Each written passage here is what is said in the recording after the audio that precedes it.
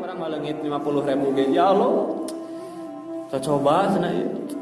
meniki kieu teuing ka abdi gitu gara-gara nyeri huntu sapoeting kan geus nyalahkeun Allah gitu Gusti nu agung jadi ingat nanti pas nyeri we gitu tah ketika musibah teh kadana aya muhasabah ieu naon salah urang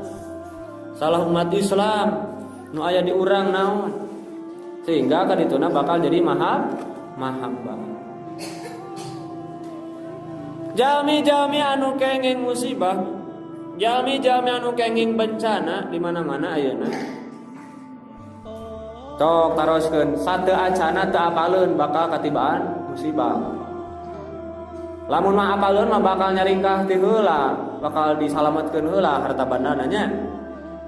aya anu boga mobil 8 palin kabeh sedaya nu palin bari mobil mararahang aduh eta aya boga motor nu gaduh kulkas TV kakeum kabeh ruksak sadayana nya belaan nyicil tah yang beli TV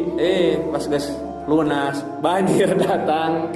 paling belaan nyicil hayang beli mobil pas geus lunas malahan macan lunas acan kaburu palit ka bawah banjir dalam mun apal mah nya bakal aya banjir meureun bakal persiapan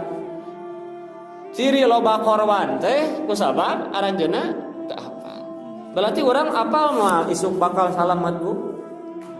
moal teu apal urang isuk bakal kumaha kalumur urang